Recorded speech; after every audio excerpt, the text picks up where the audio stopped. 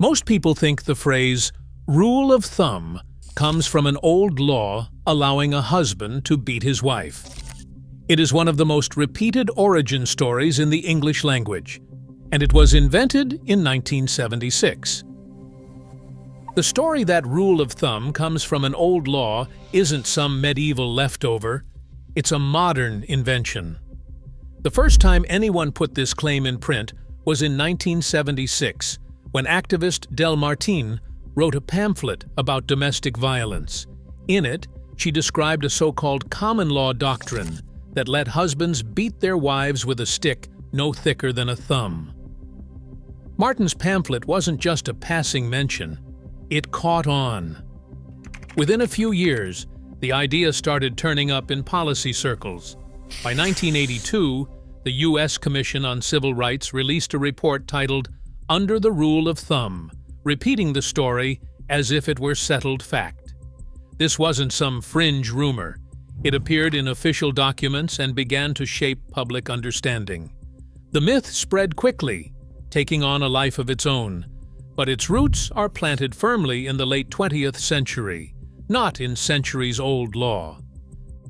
Legal historians have searched through centuries of English statutes, case law, and common law records, and they keep coming up empty. No law, British or American, ever spelled out a rule about the thickness of a stick for wife beating. The story just doesn't show up in the legal record. In 1994, Henry Ansgar Kelly, a respected medievalist, published a thorough investigation in the Journal of Legal Education. He combed through every statute and court decision he could find. His verdict?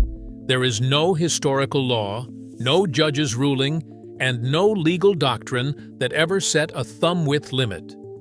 Kelly's research has become the go-to source for fact-checkers and language experts. Even today, though, the myth pops up on social media and in viral posts, prompting regular corrections from historians and linguists. The evidence leaves no room for doubt. The rule of thumb law is pure fiction. Long before anyone claimed rule of thumb had anything to do with law, the phrase was already in print, describing something much more down to earth. In 1685, James Durham, a Scottish minister, used it in a sermon. Many professed Christians are like to foolish builders who build by guess and by rule of thumb, and not by square and rule. His words were not about violence or legal loopholes. They were about using a rough, practical method instead of precise tools.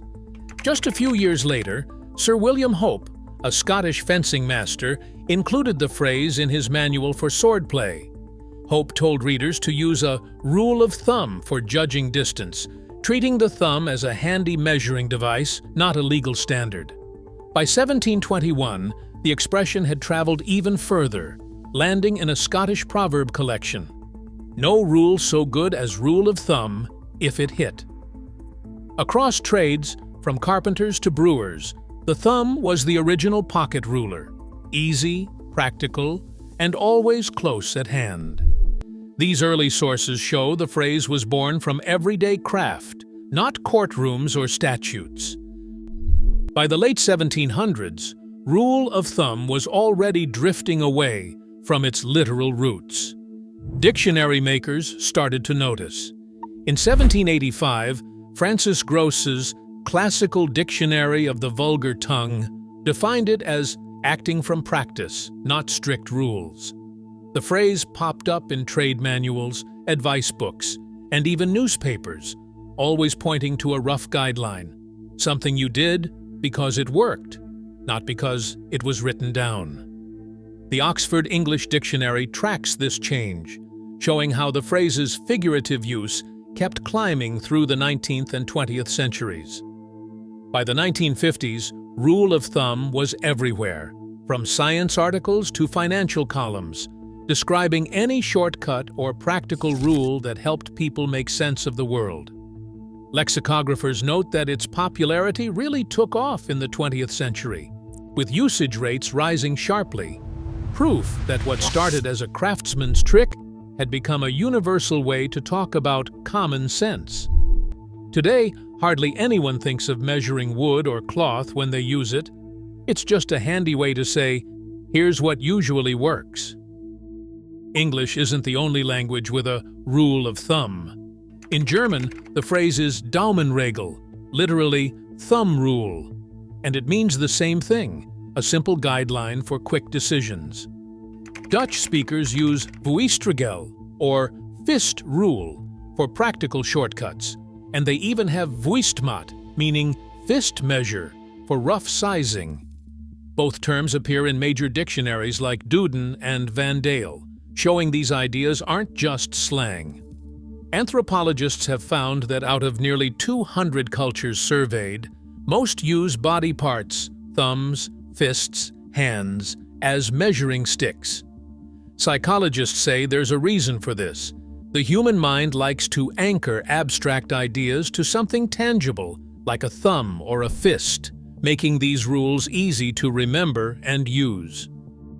Guild records from Antwerp and Oxford reveal a world where thumbs ruled the workbench. In 1604, the Antwerp Guild of St. Luke set the standard for painted panels at exactly 1 thumb wide. Oxford shoemakers, around the same era, required leather strips for heels to match a thumb's breadth. No fancy rulers needed.